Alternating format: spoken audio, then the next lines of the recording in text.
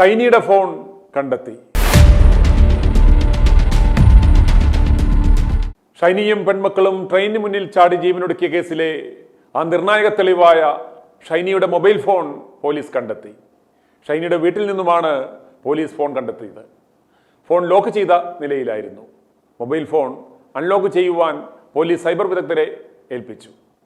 ഷൈനിയുടെയും മക്കളുടെയും ആത്മഹത്യയുമായി ബന്ധപ്പെട്ട ഏറ്റവും നിർണായകമായ തെളിവുകൾ കണ്ടെടുക്കേണ്ടുന്നത് ഷൈനിയുടെ ആ മൊബൈൽ ഫോണിൽ നിന്നാണ്. ഷൈനിയെ തലേ ദിവസം ആരൊക്കെയാണ് വിളിച്ചിരുന്നത്, അവർ എന്താണ് സംസാരിച്ചത്, ആത്മഹത്യ ചെയ്യുവാൻ പ്രേരിപ്പിച്ച ഘടകം എന്താണ് എന്നൊക്കെ കണ്ടെത്തണമെങ്കിൽ ഡിജിറ്റൽ തെളിവുകൾ അപഗ്രഥിക്കേണ്ടുന്നത് അത്യന്താപേക്ഷിതമാണ്. കഴിഞ്ഞ 9 മാസക്കാലമായി നോബിയുമായി അകന്നു കഴിയുകയായിരുന്നതിനാൽ ആത്മഹത്യാ പ്രേരണ കുറ്റം ചുമത്തുവാൻ സാധിക്കില്ല എന്ന വാദത്തെ പൊളിക്കുന്നതാണ് നോബി ഷൈനി മരിക്കുന്നതിന് തൊട്ടു തലേ ദിവസം മദ്യപിച്ച് ലക്ക് കെട്ട് ഫോൺ വിളിച്ചു ഭീഷണിപ്പെടുത്തി എന്നത്. ചോദ്യം ചെയ്യലിൽ നോബി ഇതെല്ലാം പോലീസിനോട് സമ്മതിച്ചിട്ടുണ്ട്. ഇനി തെളിവ് ശേഖരിച്ചാൽ മാത്രം മതി. നോബിയുടെ ഫോൺ കസ്റ്റഡിയിൽ എടുത്ത അന്ന് തന്നെ പോലീസ് പിടിച്ചെടുത്തിരുന്നു. ഷൈനിയുടെ ഫോൺ കണ്ടെടുത്തില്ലായിരുന്നു എങ്കിൽ ഏറ്റവും സംശയനിഴലിൽ ആകുമായിരുന്നത് ഷൈനിയുടെ മാതാപിതാക്കളായിരുന്നു. ഏറ്റവും നിർണായകമായ തെളിവായ ആ ഫോൺ ഷൈനിയുടെ വീട്ടുകാർ ഒളിപ്പിച്ചില്ല എന്നത് തന്നെ അവർ ഈ കാര്യത്തിൽ നിരപരാധികളാണ് എന്നതിനുള്ള ഉദാഹരണമാണ്. അല്ലെങ്കിൽ അവർ ആ ഫോൺ ഒളിപ്പിക്കുമായിരുന്നു. കോട്ടയം സബ് കോടതിയിൽ റിമാൻഡിൽ കഴിയുന്ന നോബിയെ ജാമ്യത്തിൽ ഇറക്കുവാൻ നോബിയുടെ വീട്ടുകാർ പരമാവധി ശ്രമിച്ചെങ്കിലും ഇതുവരെ ജാമ്യം ലഭിച്ചിട്ടില്ല. അതുപോലെ നോബിയുടെ വീട്ടാവശ്യത്തിനായി കുടുംബശ്രീയിൽ നിന്നും എടുപ്പിച്ച ലോൺ തിരിച്ചടവ് മുടങ്ങി പോലീസ് കേസാക്കിയത് ഷൈനിയുടെ മാനസിക സമ്മർദ്ദം കൂട്ടുവാൻ വേണ്ടിയായിരുന്നു. ലോൺ എടുത്തത് ഷൈനിയുടെ മക്കളുടെ പഠനം ചെലവിനാണ്, അല്ലാതെ നോബിയുടെ കുടുംബത്തിന്റെ ആവശ്യത്തിനായിരുന്നില്ല എന്നാണ് ഇപ്പോൾ പ്രചരിപ്പിക്കുവാൻ ശ്രമിക്കുന്നത്. എന്നാൽ കുടുംബശ്രീയിൽ നിന്നും ലോൺ എടുത്തത് തന്റെ ആവശ്യത്തിനല്ല എന്ന് ഷൈനി കുടുംബശ്രീ കോർഡിനേറ്ററായ ഉഷാ രാജുവിനോട് സംസാരിക്കുന്നത് കേട്ടാൽ ആർക്കും മനസ്സിലാകും. ലോൺ തിരിച്ചടവ് മുടങ്ങിയതിനെ തുടർന്ന് ഉഷാ രാജു ഷൈനിയെ ഫോൺ വിളിച്ചത് കേൾക്കുക. ഹലോ ഷൈനി, 2 മാസം കഴിഞ്ഞാൽ ഷൈനി ലോൺ അടക്കില്ലേ? ഹലോ, നോബി വരാൻ എന്തെങ്കിലും നടക്കുവോ ചോദിച്ചാൽ നോബിയുടെ ഞാൻ വിളിച്ചു കഴിഞ്ഞാൽ കേസ് നടക്കുമല്ലോ, അത് കഴിയുമ്പോൾ തരാന്നാ പറഞ്ഞത്. അപ്പൊ ഈ ഞങ്ങളുടെ കാര്യം കഷ്ടത്തിലാവൂലേ? ലോൺ ഇനി എത്ര നാളെന്ന് വെച്ചാൽ നമ്മൾ ഈ ഇതിനടുത്ത് അടയ്ക്കണം. ഇതിനടുത്ത് അടയ്ക്കാനും പറ്റത്തില്ല, പൈസയൊക്കെ തീർന്നില്ലേ? അന്ന് ചേച്ചി പറഞ്ഞ മറ്റേ ഇതങ്ങാണ്ട് എനിക്ക് വേണ്ടി അത് ഫോൺ ചെയ്തിട്ട് പിന്നെ ലാസ്റ്റ് അടിച്ചാമെന്നല്ലേ എന്ന് പറഞ്ഞേ. അപ്പൊ ഞങ്ങളത് ചോദിച്ചപ്പോ അവര് സമ്മതിക്കില്ലെന്ന് പറഞ്ഞു. ഇനി എന്താ ചെയ്യാ? നിങ്ങളെ മമ്മിയോട് ചോദിച്ചിട്ട് മമ്മിക്ക് അവിടെ ഒന്നും ആവശ്യത്തിനല്ല എടുത്തേക്കണത്, ഷൈനിയുടെ അച്ഛന് വേണ്ടിട്ട് എടുത്തെന്ന് പറഞ്ഞു. അച്ഛനോട് ചാകം കിടക്കുമല്ലോ, അച്ഛൻ എടുത്തു. അങ്ങനെ എടുത്തെന്നാ അവര് പറഞ്ഞത് ഞങ്ങളോട്. അവർക്ക് വേണ്ടിട്ടൊന്നും എടുത്തിട്ടില്ലെന്ന് പറഞ്ഞു. എന്നാ ചെയ്യും? നോബി എന്നോ തന്നെ ഒരു പിടുത്തമില്ല. ഇപ്പൊ ഒരു നോട്ടീസ് ഇവരോട്ട് തിരിച്ചു വിട്ടവര്. ഇനി അടുത്ത മാസം 14-ാം തീയതി ഒരെണ്ണം വിട്ടേക്കുന്നത്. തോമസ് ചേട്ടനെ വിളിച്ചു നോക്കി നോബീനെ, പക്ഷെ കോൾ എടുക്കുന്നില്ല. ഞാൻ വിളിച്ചായിരുന്നു. ഞാൻ ഇപ്പൊ ഇടയ്ക്ക് പിള്ളേരെ വിളിക്കാറുണ്ട്. ഞാൻ വിട്ടപ്പോൾ അതിനോട് പറഞ്ഞത് കേസ് നടക്കുമല്ലേ, അത് കഴിയുമ്പത്തി ആലോചിച്ചിട്ട് പറയാന്ന് പറഞ്ഞു. അതുവരെ ഞങ്ങളുടെ കാര്യം കഷ്ടത്തിലാവൂലേ? ലോൺ ഇപ്പൊ തീരാവുന്ന രീതിയിലായിട്ടുണ്ട്. അത് അടച്ചു തീർന്നില്ലെങ്കിൽ ഞങ്ങൾക്ക് പിന്നെ ലോണും കിട്ടത്തില്ല. എന്താ ചെയ്യാ? എന്താ ചെയ്യുന്നത്? ഞാനിപ്പോ എനിക്കിപ്പോ ഒന്നും ചെയ്യാൻ പറ്റത്തില്ല അവസ്ഥയില്. ഞാനിപ്പോ അത് മുഴുവൻ അടച്ചു കഴിയുമ്പത്തേ അവര് പിന്നെ പറയല്ലേ, നിന്റെ അവസ്ഥന് തന്നെ എടുത്തെന്നല്ലേ അവര് പറയുള്ളൂ. ഞാൻ എടുത്തോണ്ട് പോകുന്നില്ല പറയൂ. എനിക്കിപ്പോ ഒന്നും ചെയ്യാൻ പറ്റത്തില്ല. ഇപ്പൊ ഞാൻ എന്ത് ചെയ്യും? ഇനി അവരുടെ വീട്ടിൽ പോയിരിക്കേണ്ടി വരുമോ? പോലീസുകാരെന്നാന്ന് പറഞ്ഞു? പോലീസുകാരെന്നാ പറയുന്നത്? പോലീസുകാരിപ്പോ വക്കീലാണെങ്കിൽ എന്നോട് പറഞ്ഞു, നീ ഇതായിട്ട് പറ, അല്ലാതെ ഇപ്പൊ നീ ഇപ്പൊ എടുത്തു കൊടുത്തു കഴിഞ്ഞു കഴിഞ്ഞാൽ ഇപ്പം നിന്റെ ഇതിലോട്ടാന്ന് ചോദിക്കുന്നത് എടുത്ത് കൊടുക്കാനായിട്ട്. അതിപ്പം ഇത് കേസിന്റെ വരുമ്പോ എന്തായാലും പൈസ മേടിച്ചു തരും വക്കീല്. അന്നേരം കൊടുക്കാന്ന് പറയാൻ അവര് പറയുന്നത്.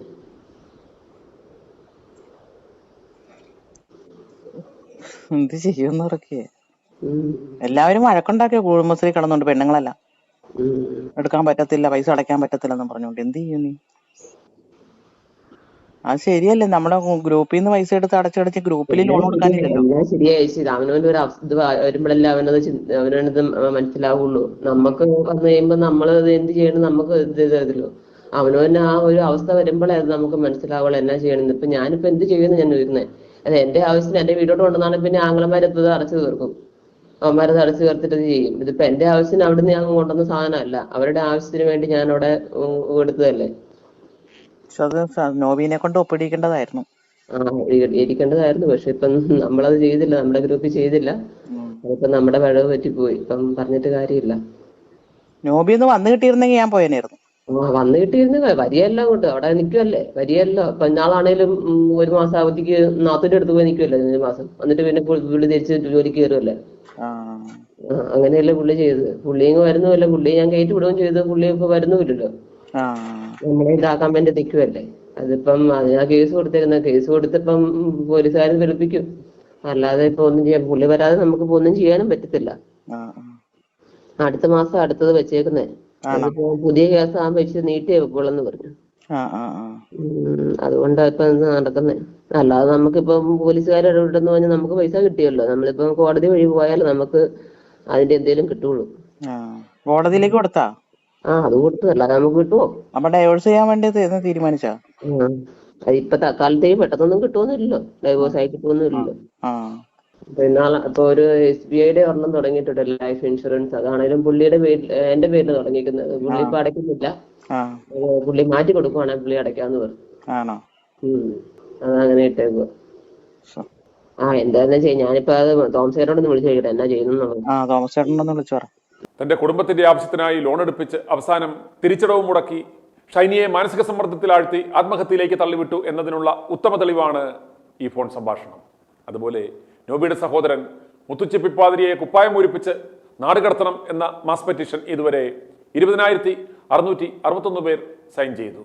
1,00,000 പേരെ കൊണ്ടെങ്കിലും സൈൻ ചെയ്യിക്കുവാനുള്ള ശ്രമമാണ് ഞങ്ങൾ നടത്തുന്നത്. അതുകൊണ്ട് പരമാവധി പേർ ഈ വീഡിയോയുടെ താഴെയുള്ള ലിങ്കിൽ ക്ലിക്ക് ചെയ്ത് സൈൻ ചെയ്യുക. മുത്തുച്ചി പിപ്പാതിരി കേരളത്തിലെത്തി ജ്ഞാനായ സഭയുടെ ആസ്ഥാനത്ത് തട്ടിമ്പുറത്ത് ഒളിവിലാണെന്ന വിവരവും അന്തരീക്ഷത്തിലുണ്ട്. ലഭ്യമായ തെളിവുകളുടെ അടിസ്ഥാനത്തിൽ ഗാർഹിക പീഡനം ഉൾപ്പെടെയുള്ള കേസുകളിൽ ഇതുവരെ നോബിയെ മാത്രമേ അറസ്റ്റ് ചെയ്തിട്ടുള്ളൂ. നോബിയുടെ അമ്മയെയും ജ്യേഷ്ഠൻ മുത്തുച്ചി പിപ്പാതിരിയെയും ഉടൻ അറസ്റ്റ് ചെയ്യുവാൻ സാധ്യതയുണ്ട്. പോലീസ് ഫോൺ കണ്ടെത്തിയതോടെ സഭയുടെയും വെളുപ്പീര് യൂട്യൂബർമാരുടെയും നില പരിങ്ങലിലായി. കഴിഞ്ഞ ദിവസം ഷൈനിയുടെ മാതാപിതാക്കളുടെ നേരെ ആരോപണം തിരിച്ചുവിട്ടു ഒരു ആശയക്കുഴപ്പമുണ്ടാക്കുവാൻ നോക്കിയത് i2 ന്യൂസ് പൊളിച്ചിരുന്നു. ഫോൺ കണ്ടെത്തുവാൻ സാധിക്കാതിരുന്നുവെങ്കിൽ അത് ഷൈനിയുടെ മാതാപിതാക്കൾ ഒളിപ്പിച്ചതാണെന്ന തരത്തിൽ പ്രചരണം ഇവർ നടത്തിയേനെ. എന്നാൽ ദൈവത്തിന്റെ ആ അദൃശ്യകരങ്ങൾ എന്ന് വിശേഷിപ്പിക്കാവുന്ന ആ നിർണായകമായ തെളിവ് പോലീസ് കണ്ടെത്തി കഴിഞ്ഞു. ആ ഫോൺ പരിശോധിച്ചു കഴിഞ്ഞാൽ അവശേഷിക്കുന്ന ചോദ്യങ്ങൾക്കുള്ള ഉത്തരം ലഭിക്കുമെന്ന് നമുക്ക് പ്രതീക്ഷിക്കാം. സുനിൽ സാറേ, ഞാനൊരു കാര്യം പറയണം. ഷൈനിയുടെ വാർത്ത കാണുമ്പോഴൊക്കെ ഇതുപോലെ ഷൈനിയെ പോലുള്ള ഒരുപാട് പെണ്ണുങ്ങൾ നമ്മുടെ ഈ ഒരുപാട് ലേഡീസ് നമ്മുടെ ഈ സഭകളിലും ഒക്കെ ഒത്തിരി പേര് കഷ്ടത അനുഭവിക്കുന്നുണ്ട്. ഇതുപോലെ ഇൻലോസിന്റെ കയ്യിൽ നിന്നുള്ള പീഡനം, ഭർത്താവിന്റെ പീഡനം, അങ്ങനെയൊക്കെയുള്ളത്. അത് സഭക്കാർക്ക് തന്നെ ഒരു സർവേ നടത്തി, അല്ലെങ്കിൽ അവർക്കത് അറിഞ്ഞ് അതിനെ ഒരു പരിഹാരം അവർ നേടിക്കൊടുത്തില്ലെങ്കിൽ ഇതുപോലെ ഇനി ഒരുപാട് ഷൈനിമാരുടെ നമുക്ക് കഥ കേൾക്കേണ്ടി വരും. അതുകൊണ്ട് നമുക്ക് നമ്മുടെ i2i ന്യൂസിനായിട്ട് ഒരു സർവേ സംഘടിപ്പിച്ചാലോ, നമുക്ക് ഇങ്ങനെയുള്ള കാര്യങ്ങൾ ആദ്യം കോൺഫിഡൻഷ്യലായിട്ട് തന്നെ നമ്മളെ അറിയിക്കാൻ വേണ്ടിയുള്ള ഒരു സംവിധാനം എന്തെങ്കിലും ചെയ്യാൻ പറ്റുമെങ്കിൽ ഒന്ന് ചെയ്താൽ നല്ലതായിരുന്നു. എനിക്കറിയാവുന്ന 1-2 പെൺപിള്ളേരുണ്ട്. ഭർത്താവ് കല്യാണം കഴിച്ചിട്ട് അവർ വീട്ടുകാരുടെ ഇഷ്ടത്തിനും വീട്ടുകാരെ സന്തോഷിപ്പിക്കാൻ വേണ്ടി അവരിപ്പോഴും വീട്ടിൽ കിടന്ന് കഷ്ടപ്പെടുന്ന കൊച്ചുങ്ങളുണ്ട്. ഇങ്ങനെ നമുക്കൊരു ഓപ്പൺ സർവേ നടത്തുവാണെങ്കിൽ റെസ്പോണ്ട് ചെയ്യുന്നവരുടെ കാര്യങ്ങൾ നമുക്ക് കുറച്ച് കോൺഫിഡൻഷ്യലായിട്ട് വെച്ചുകൊണ്ട് നമുക്ക് അവരുടെ കാര്യങ്ങളൊന്ന് മനസ്സിലാക്കുകയും ഇതുപോലുള്ള കഥകൾ ഇനി ഉണ്ടാവാതിരിക്കാനും നമുക്കൊന്ന് ശ്രദ്ധിക്കാൻ പറ്റുമായിരുന്നു. സമൂഹത്തോട് ചെയ്യുന്ന ഒരു നന്മയും കൂടാകും അത്. ഇവരെല്ലാം ഈ പണത്തിൻ്റെയും ഇതിൻ്റെയും കണക്ക് പറഞ്ഞ് ഇവരെ വേദനിപ്പിക്കുമ്പം നമുക്ക് കണ്ടു നിൽക്കാനേ പറ്റുന്നുള്ളൂ. ഇപ്പൊ ഒന്നും ചെയ്യാൻ പറ്റുന്നില്ല. എന്തെങ്കിലും ഒന്ന് ചെയ്യാൻ പറ്റുമെന്നുണ്ടെങ്കിൽ ഒന്നിലും സഭയായിട്ട് അല്ലെങ്കിൽ ഗവൺമെന്റ് ആയിട്ട് വാർഡ് അടിസ്ഥാനത്തിൽ എന്തെങ്കിലുമൊക്കെ ഒന്ന് ചെയ്യണം. പക്ഷെ ഇവരാരും അത് ചെയ്യത്തില്ല. അതുകൊണ്ട് ഇപ്പം ചെയ്യാൻ പറ്റുന്നത് നമുക്ക് i2i ന്യൂസിന് ഒരു ഓപ്പൺ സർവേ വെക്കുക. അവരുടെ പേരും വിവരങ്ങളും കോൺഫിഡൻഷ്യൽ ആയിരിക്കും. കഥകൾ, അവരുടെ കാര്യങ്ങൾ ഒന്ന് ഓപ്പൺ ചെയ്യാനുള്ള ഒരു പ്ലാറ്റ്ഫോം നമുക്ക് ഉണ്ടാക്കാം. എന്റെ പേര് റോഷ്നി വിനോദ്. ചേച്ചി സംബന്ധിച്ച് ഇങ്ങനെ ഫോണിലൊക്കെ കാണുന്നുണ്ടല്ലോ ജോസ്, അതേ സംബന്ധിച്ച് കുറച്ച് കാര്യങ്ങൾ പറയാനായിട്ടായിരുന്നു. അതേ അവസ്ഥയിൽ നിൽക്കുന്ന ഒരുപാട് പേരിപ്പം നമ്മുടെ ചുറ്റുവട്ടത്തൊക്കെ തന്നെയുണ്ട്. അപ്പം നിങ്ങളത് സോഷ്യൽ മീഡിയ വഴി ആണെങ്കിലും അത് അങ്ങനെ സ്ത്രീകൾക്ക് അത് മുമ്പോട്ട് വന്ന് പരാതി പരിഹരിച്ച് ഇങ്ങനെ ആത്മഹത്യ ചെയ്യാതിരിക്കാനുള്ള സംവിധാനം ഒരുക്കണം. മരിച്ചു കഴിഞ്ഞ് ഇപ്പൊ ആ അമ്മയും 2 കുഞ്ഞുങ്ങളും മരിച്ചു കഴിഞ്ഞ് ജനങ്ങളും നിയമവും ഈ ചാനലുകാരും ഒന്നും അവിടെ ഇവിടെ പറഞ്ഞിട്ട് കാര്യമില്ലല്ലോ. അവര് മരിച്ചു പോയില്ലേ, പിന്നെ അവർക്ക് വേണ്ടി നിലവിളി വിളിച്ചിട്ട് കാര്യമൊന്നും ഇല്ലല്ലോ. ഞാൻ തന്നെ എന്റെ ഭർത്താവിന്റെ വീട്ടിൽ ചെന്നിട്ട് നമുക്ക് ശാരീരിക പീഡനങ്ങൾ അല്ലെങ്കിൽ മാനസിക പീഡനങ്ങൾ ഒരുപാട് അനുഭവിക്കേണ്ടി വന്നിട്ടുണ്ട്. ഞങ്ങളതൊന്നും വെളി പറയാതെ, കാരണം ഭർത്താവിൽ നിന്നൊരു മോശപ്പെട്ട അനുഭവം ഇല്ലാത്തതുകൊണ്ട് നമ്മളതൊന്നും വെളി പറയാം. പക്ഷെ നമുക്കത് ഉൾക്കൊള്ളാൻ പറ്റാതെ ചില സമയത്ത് ആത്മഹത്യ വരെ ചെയ്യേണ്ട സമയങ്ങൾ ഉണ്ടായിട്ടുണ്ട്. എനിക്ക് 10 വർഷം കൊണ്ട്. ഇപ്പൊ അത് നമ്മൾ ഈ ഓരോ സംഭവങ്ങൾ വരുമ്പോൾ മാത്രം ഒരാഴ്ച 2 ആഴ്ച അല്ല 1 മാസം ഇത് നമ്മൾ ചാനൽ വഴിയോ മറ്റുള്ള ഇതിൽ സംസാരിച്ചിട്ടോ അല്ലെ അതിന് പുറകെ ജനങ്ങൾ നടന്നിട്ട് കാര്യമില്ല. ആ 1 മാസം കഴിയുമ്പോൾ പിന്നെ അതങ്ങ് മറക്കും. പിന്നെ അടുത്ത പ്രശ്നം വരുമ്പോഴാണ് ഇതിലേക്ക് നീങ്ങുന്നത്. അങ്ങനെ പോകാതെ ഓരോ അതാത് ജില്ലകളിലെ ഓരോ അറിയിക്കേണ്ടവരെ അറിയിച്ച് ആർക്ക് പ്രശ്നം ഉണ്ടെങ്കിലും സ്ത്രീകൾ അതിൽ ഒതുങ്ങി നിൽക്കാതെ മുമ്പോട്ട് വന്നിട്ട് സ്ത്രീ ആയാലും പുരുഷനായാലും അതെ അത് ചർച്ച ചെയ്ത് അവർക്ക് അതിന്റെ പരാതി പരിഹരിച്ച് കൊടുക്കാനുള്ള സംവിധാനങ്ങൾ ഈ നിയമ നടപടികൾ സ്വീകരിക്കാൻ സാർ അത് ബന്ധപ്പെട്ട അധികാരികളെ തന്നെ അറിയിക്കണം. തീർച്ചയായിട്ടും നമ്മൾ അതിനുള്ള ഒരു ഇനിഷ്യേറ്റീവ് ഞാൻ പറഞ്ഞു ഇത് ആരെങ്കിലും ഒരു കൂട്ടര് ഒരു മാധ്യമങ്ങളോ അല്ലെ ഏതെങ്കിലും ഒരു പോലീസ് സംവിധാനങ്ങളോ അല്ലെ രാഷ്ട്രീയ പ്രസ്ഥാനമോ ഏതെങ്കിലും ഒരു ഏജൻസി മാത്രം വിചാരിച്ചാൽ ഇതിനൊരു പരിഹാരം നമുക്ക് ഉണ്ടാകും. അതൊരു കളക്റ്റീവ് എഫേർട്ട് ഉണ്ടാവണം. തീർച്ചയായിട്ടും നമുക്ക് അത്തരത്തിലൊരു അത്തരം ചിന്തകൾക്ക് വഴി വെക്കുന്ന രീതിയിലുള്ള ഒരു ശക്തമായ ഒരു മൂവ്മെന്റ് നമ്മൾ ആരംഭിക്കുകയാണ്. സഹോദരിയുടെ കോള് വളരെ നന്നായി. അതാത് പഞ്ചായത്ത് വഴിയാണെങ്കിലും അതിനുള്ള സംവിധാനങ്ങൾ ഒരുക്കണം. അപ്പോൾ ഓരോ വാർഡിലും ഓരോ കുടുംബത്തും ഉണ്ടാകുന്ന പ്രശ്നങ്ങൾ അതിൽ നിന്ന് ചർച്ച ചെയ്യാൻ ആൾക്കാരെ നിയോഗിക്കണം. അപ്പൊ അതിൽ തന്നെ ആകുമ്പോൾ നമുക്ക് പകുതി പ്രശ്നങ്ങൾ മാറിക്കിട്ടും. നമ്മൾ ഈ 2 കുഞ്ഞുങ്ങൾ ആത്മഹത്യ ചെയ്ത് നമുക്കത് ഉൾക്കൊള്ളാൻ പറ്റാത്തൊരു കാര്യമാണ്. കാരണം അവരത്രയും സഹിച്ചിട്ടാണ് അവർ ആത്മഹത്യ ചെയ്തത്. ആ മരിച്ചു കഴിഞ്ഞിട്ട് അവർക്ക് കണ്ണുനീരൊഴുക്കുകയോ അവർക്ക് വേണ്ടി പറയുകയോ ചെയ്തിട്ട് അവർക്ക് യാതൊരു നേട്ടവും അതിലുണ്ടാകാൻ പോകുന്നില്ല. ഇവിടെ ഓരോ സ്ത്രീകളൊക്കെ പറയുന്നു ഷെയറിങ് ചെയ്യാഞ്ഞിട്ടാണ്. അങ്ങനെ ഷെയർ ചെയ്താലൊന്നും അന്നേരം ഒന്നും ആരും സഹായിക്കത്തില്ല സാർ. ഈ പറയുന്നവരൊക്കെ തിരിഞ്ഞിരിക്കുന്ന സമയമായിരിക്കും അന്നേരം. ഇപ്പൊ മരിച്ചു കഴിയുമ്പോൾ എല്ലാവരും കണ്ണുനീർ ഒഴുക്കാനും പിന്നെ ഷെയർ ചെയ്യാഞ്ഞിട്ടാണെന്നും അല്ല അവരുടെ സങ്കടം പറയാഞ്ഞിട്ടാണ് അവരുടെ ബുദ്ധിമുട്ട് പറയാഞ്ഞിട്ടാന്നൊക്കെ പറഞ്ഞ് ഇവർ ഇരുന്ന് അവരത്രയും അനുഭവിച്ചിട്ടാണ് അവരത്ര ആത്മഹത്യ ചെയ്തത്. അതൊന്നും പറഞ്ഞിട്ട് കാര്യമില്ല. നമ്മൾ അത് ചെയ്യാതിരിക്കാനുള്ള സംവിധാനങ്ങൾ ചെയ്യുക എന്നുള്ളത് മാത്രമേ ഉള്ളൂ. അല്ലാതെ മരിച്ചു കഴിഞ്ഞ് ഞങ്ങൾ അവരെ സഹായിക്കായിരുന്നു, അവർക്ക് അങ്ങനെ ബുദ്ധിമുട്ടുണ്ട്, ഇപ്പൊ അവരുടെ വീടിനടുത്തുള്ളവർ തന്നെ പ്രശ്നങ്ങൾ ഉണ്ടായിരുന്നു, ഉപദ്രവം ഉണ്ടായിരുന്നു എന്നൊക്കെ മരിച്ചു കഴിഞ്ഞാണ് വെളി പറയുന്നത്. ഇതൊക്കെ അവർ തന്നെ കൈകാര്യം ഈ അയൽവക്കത്തുള്ളവരും ജനങ്ങളും ഒക്കെ തന്നെ ഈ സംവിധാനം പഞ്ചായത്തുകാരൊക്കെ അറിഞ്ഞ് ഇതൊക്കെ ഇടപെട്ടിരുന്നെങ്കിൽ ഇത്രയും പ്രശ്നത്തിലായി പോകത്തില്ലായിരുന്നു. അപ്പൊ ആ ചേച്ചി എന്തേലും വർഷം അനുഭവിച്ചിട്ടാണ് ഇത്രയും സഹിച്ച് ചെയ്തിരിക്കുന്നത്. നമ്മൾ ആ മരിച്ചു കഴിഞ്ഞിട്ട് നമ്മൾ അതിന് കണ്ണുനീരൊഴുക്കിയിട്ട് അവർക്ക് ഒരു നീതിയും കിട്ടാൻ പോകുന്നില്ല. അപ്പൊ ഇനി അങ്ങനെയുള്ള ആത്മഹത്യകൾ ഉണ്ടാവാതിരിക്കാൻ വേണ്ടിയുള്ള മാർഗങ്ങൾ മാത്രം സ്വീകരിക്കും.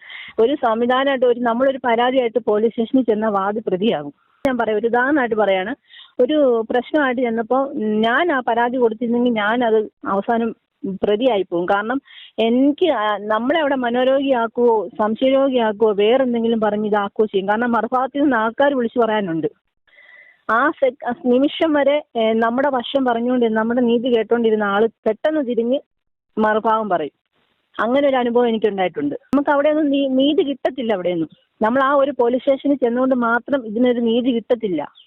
നമ്മളിപ്പം എൻ്റെ ഭർത്താവിൻ്റെ വീട്ടുകാർ തന്നെ എന്നെ എന്തൊക്കെയാ പറഞ്ഞിരിക്കുന്നത്, അവഹേളിച്ചിരിക്കുന്നത്, അല്ലെ സംസാരിച്ചിരിക്കുന്നത്, ഭർത്താവിൻ്റെ ചേട്ടൻ്റെ ഭാര്യയുണ്ട്, പുള്ളിക്കാരി എന്തൊക്കെയാ സംസാരിക്കുന്നത്, ആ ഒരു പ്രശ്നത്തെ കാരണം ചെറിയ ചെറിയ പ്രശ്നങ്ങളാണ് വലിയ വലിയ പ്രശ്നത്തിലേക്ക് നീങ്ങുന്നത്. ആ ചെറിയ പ്രശ്നങ്ങൾ പരിഹരിക്കുവാനുള്ള ഒരു ശ്രമങ്ങളല്ല, അത് ആളിക്കത്തിക്കുവാണ് എല്ലാവരും ചെയ്യുന്നത് അല്ലേ? അപ്പൊ വനിതാ കമ്മീഷനിൽ തന്നെ ഞാൻ പരാതി 2 പ്രാവശ്യം കൊടുത്തപ്പോഴും ആ പരാതി എന്റെ പരാതിയല്ല അവർ സ്വീകരിച്ചു. അവരുടെ ആളെ നിർത്തി അവരുടെ ആള് സപ്പോർട്ട് ചെയ്യുമായിരുന്നു. നമ്മൾ പരാതി കൊടുത്തവർ വെറും വിഡ്ഢികളായിപ്പോയി അവിടെ. അങ്ങനെ ഒരു സംവിധാനം കോട്ടയത്തുണ്ടായിട്ടുണ്ട്. ഇനി ഒരു പെണ്ണും ഇങ്ങനെ, കാരണം ഒരു എനിക്ക് 2 പെൺകുട്ടികളുള്ള നമ്മൾ ആ കുഞ്ഞുങ്ങളെയും കൊണ്ട് ഒരിക്കലും ഒരു പെണ്ണുങ്ങളും ആത്മഹത്യ ചെയ്യരുത്. കാരണം അവരുടെ സ്വപ്നങ്ങളും ആഗ്രഹങ്ങളും തകർക്കരുത്. നമ്മുടെ ജീവിതം പോയെന്നും പറഞ്ഞാൽ ഒരമ്മയുടെ ഇത് പോയെന്നും പറഞ്ഞാൽ ആ മക്കളെ ഒരിക്കലും കൊല്ലരുത്. കാരണം സഹിക്കാൻ പറ്റാത്ത കാര്യം. ഒരു കുഞ്ഞിനൊരു പനി വന്നാൽ നമുക്ക് ഒരു അമ്മമാർക്ക് സഹിക്കത്തില്ല. അപ്പൊ ആ ഒരു അമ്മ എന്തേലും വേദന അനുഭവിച്ചുകൊണ്ടാണ് ആ ട്രെയിനിന് മുമ്പിൽ നിന്നെന്ന് നമുക്ക് തീർച്ചയായിട്ടും ചിന്തിക്കാവുന്ന കാര്യമുള്ളൂ. അതിന് ഈ സോഷ്യൽ മീഡിയയോ പോലീസ് നിയമങ്ങളോ മറ്റുള്ള സംവിധാനങ്ങളോ എന്തേലും കണ്ണുനീരൊഴുക്കി ഇങ്ങനെ ഈ ഒരു ഇതിനു വേണ്ടി മാത്രം പറഞ്ഞിട്ട് കാര്യമൊന്നുമില്ല. നാളെയും ചിലപ്പോൾ ഇത് ആവർത്തിക്കും. അപ്പൊ ആവർത്തിക്കുമ്പോൾ മാത്രം പോരാ ഇത്. അതിനുള്ള സംവിധാനങ്ങൾ ഈ നിയമ നടപടികളിലും ഈ എവിടെ നിന്നായാലും അത് ചെയ്യേണ്ടതിലും ചെയ്യാനായിട്ട് സാർ അത് എത്രയും പെട്ടെന്ന് ശ്രമിക്കണം. ഓരോ പഞ്ചായത്തിൽ നിന്നും ഓരോ പ്രശ്നങ്ങളുള്ള ഒരുപാട് പേരുണ്ട്. എല്ലാവരും പേടിച്ചാണെങ്കിലും ആർക്കും നീതി കിട്ടത്തില്ലെന്നുള്ളൊരു ഇതിൽ തന്നെയും വെളി വരത്തില്ല. പക്ഷെ അതൊന്നും പോരാ, സ്ത്രീകൾ മുമ്പോട്ട് തന്നെ ഇറങ്ങി വരണം ഇതിന് വേണ്ടിയിട്ട്. എന്ത് പരാതി ഉണ്ടെങ്കിലും അത് ഭർത്താവിനെ എല്ലാവരും തള്ളി പറയണമെന്നൊന്നും അല്ല പറയുന്നത്. എല്ലാ ഭർത്താക്കന്മാരും ഒരുപോലൊന്നും അല്ല. എന്റെ ഭർത്താവൊക്കെ എന്നെ പൊന്നു പോലെ നോക്കുന്ന ആളാ.